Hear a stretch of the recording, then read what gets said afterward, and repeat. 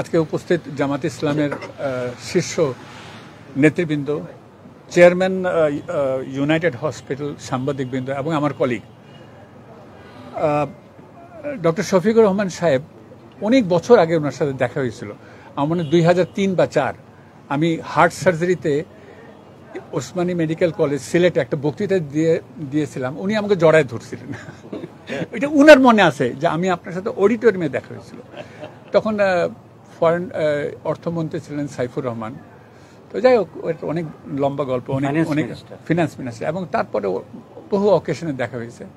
হঠাৎ করে শুনলাম যে টেলিভিশনে যে উনি বক্তৃতা দিতে গিয়ে পড়ে গিয়েছিলেন। তো তখনই আমার পাশে যে ছিলেন, আমি বলছেন ইসিজি করা উচিত। তো কেউ যিনি ব্লাড প্রেশার দেখতেছিলেন, সব দেওয়ার টেকিং কেয়ার। এনিওয়ে, আমার যেটা মেইন উদ্দেশ্য বলার বা এখানে আপনাদের সামনে আসার, যে ডাক্তার শফিকুর রহমানের সাহেবের মতন একজন ব্যক্তি, রাজনৈতিক পরিচয়, ডাক্তার এবং সমাজসেবী এক ভদ্রলোক, যিনি যাকে ডাক্তার সমাজ খুব ভালোভাবে চেনে। উনি যে ইউনাইটেড হসপিটালে অপারেশন করছেন, এটা কিন্তু খুব বড় কথা না। উনি যে ডাক্তার জাহাঙ্গীরের কাছে অপারেশন করছে, এটাও কিন্তু তেমন বড় কথা না। সবচেয়ে বড় কথা যে উনি বাংলাদেশে অপারেশন করছেন, that is the main thing. এই কনফিডেন্সটা উনি আমাদের উপরে পেয়েছেন, এইটা হলো সবচেয়ে বড় জিনিস। যে উনি চিন্তা করছেন যে আমি বাংলাদেশের ডাক্তারের কাছে করব। দেখবেন যে অনেক বড় বড় লোক, আমাদের পার্শ্ববর্তী প্রেসিডেন্ট হয়েছেন, দেশেই অপারেশন করে। এবং দেশে অপারেশন করাতে কি হয়, বাংলাদেশের মানুষের ভিতরে বা সেই দেশের মানুষের ভিতরে জাগ্রত সৃষ্টি হয়, এবং এইটা ডাক্তার সমাজকে অনেক প্রভাবিত করে, অনেক ইনভলভ করে। এই জিনিসটা ডক্টর শফিকুর রহমান করছেন। তো ওই দিন এনজিওগ্রাম করার পরে মমিনুজ্জামান আমাকে ফোন করলেন, এবং উনি ফোন করে আমার সাথে বললেন যে আপনাকে একটু দেখতে হবে। তো ডক্টর মমিনুজ্জামান আমরা প্রায় একসাথে 34-35 বছর কাজ করি। তা হার্ট সার্জারিতে, heart cardiology sector, cardiac surgery sector, we know our territory. কোন রুগীটা ওনার, কোন রুগীটা আমার। সেজন্য আমাদের কার্ডিওলজি, আমাদের 4-5 জন কার্ডিয়াক সার্জন কনসালট্যান্ট, ওদের 4-5 জন আমাদের এই হসপিটালের এই সুনির্দিষ্ট যে কোন রুগী কীরকম চিকিৎসা পাওয়া যায়, এটা কিন্তু খুব বড় কথা। সো আমি আবারও ধন্যবাদ দিই আমাদের চেয়ারম্যান সাহেবকে ইউনাইটেড হসপিটালের। উনি যথাযথভাবে আমাদেরকে সবসময় সব ব্যাপারে আমাদেরকে হেল্প করেন, আমাদেরকে সব কিছু আগায় দেন। যা যখন চাই তখন তা ওনারা আমাদেরকে নিউ প্রোভাইড করেন, যত টেকনোলজি এবং মেকানিক্যাল সাপোর্ট যেগুলো আছে। এটা একটা বড় জিনিস। তবে সর্বোপরি আমি মনে করি যে, আমি বিশ্বাস করি যে এই কনফিডেন্সটা যদি বাংলাদেশে আমরা ডাক্তারদের তরফ থেকে জনগণকে দিতে পারি, কথাটা যেটা অনেক আগেই বলি, আমি সবসময় এখনও বলি একই কথা, যে বাংলাদেশের মানুষ বাংলাদেশের ডাক্তারকে দিয়ে একটা রিজনেবল প্রাইসে, রিজনেবল পাশে সুষ্ঠু চিকিৎসা হোক, এবং at the end of the day ওরা যেন মনে করে, ওরা যেন তাদের নাগরিকত্ব নিয়ে গর্ববোধ করে, ওরা যেন বাংলাদেশে আমরা নাগরিক, এইটা নিয়ে তারা গর্ববোধ করে যে আমরা নাগরিক, আমরা একটা অল্প পয়সায় বা সুনির্দিষ্ট পয়সায় একটা সুষ্ঠু চিকিৎসায় আমরা সেরে উঠছি। আমাদের কষ্ট করে বিদেশে যেতে হচ্ছে না।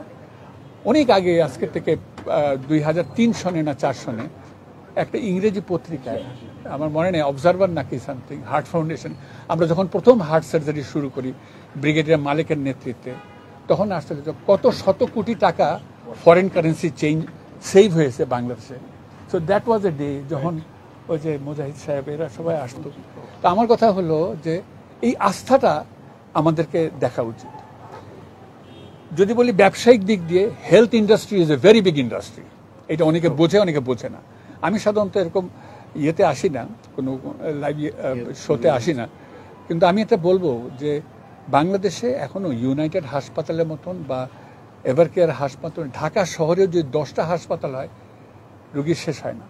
সো এই বিগ ইন্ডাস্ট্রিতে আমি পলিটিক্যালি বলেন, ব্যবসায়িকদের বলেন, আমরা চাবো এরা যেন আরও দৃষ্টি ওদের এই পাশে আসে, এবং বাংলাদেশের অর্থনীতি এটা তারা যেন আগায় নিয়ে যায়, এবং শিক্ষা, স্বাস্থ্য বিভাগটা আরও মানুষের ঘরের দরজায় তার পৌঁছাই দিতে পারে। Thank you. অপারেশনটা সুষ্ঠুভাবে সম্পূর্ণ হয়েছে কিনা, এক নম্বর প্রশ্ন। সেকেন্ড প্রশ্ন, এই ধরনের অপারেশনের পরে যে রোগীটাকে এত একটা দীর্ঘ সময় রেস্টে থাকতে হয়, জামাতের আমিরকে কতদিন পর্যন্ত এই ধরনের বেড রেস্ট বা এই ধরনের কিছু থাকতে হয়? আচ্ছা শারীরিক অবস্থা এখন আচ্ছা এখন বলি। আচ্ছা, ওনার অপারেশনটা খুব ইনশাল্লাহ খুব ভালো হয়েছে। এক, দুই নম্বর হলো আমরা ওনাকে একটু ভিন্ন রকম যতটা ভালো পারছি, যেটা সবচাইতে রিসেন্ট টেকনোলজিক্যাল অ্যাডভান্সমেন্ট, দুইটা ধমনী দিয়ে অপারেশন করা, লিমা এটা দিয়ে অপারেশন করতে পারছি।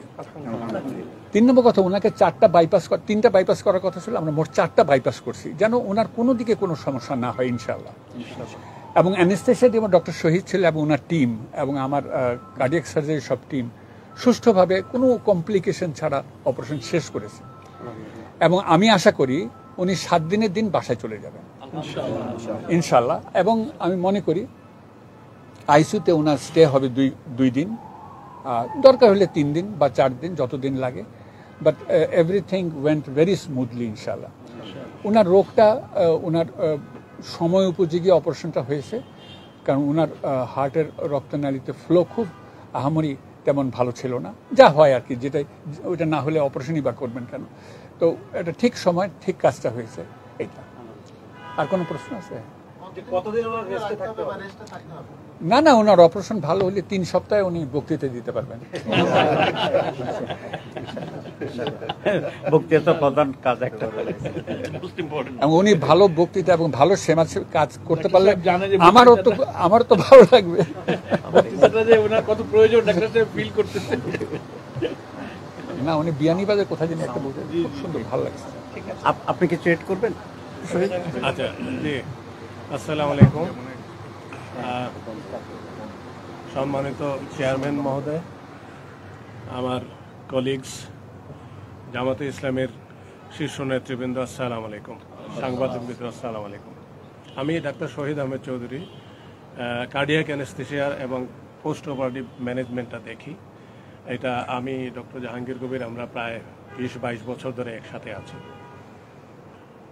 ওনার ক্ষেত্রে ডক্টর শফিক ভাই আমার একই মেডিকেলের আমার 3 বছরের সিনিয়র। আমি ওনাকে ক্লোজলি জানি, আগের থেকে অত্যন্ত ভালো মানুষ হিসাবে জানি, উনিও আমাকে জানেন। এবং উনি আমাকে ওনার মেডিকেল হিস্ট্রি প্রাইভেটলি ডেকে জানিয়েছেন। আমি ওইভাবে রেডি ছিলাম, আমার টিমও ওইভাবে রেডি ছিল, এবং আল্লাহর মেহেরবানিতে পার অপারেটিভলি ওনার কোনো রকমের কোনো সমস্যা হয়নি। অ্যানেস্থেসিয়াতে কোনো রকমের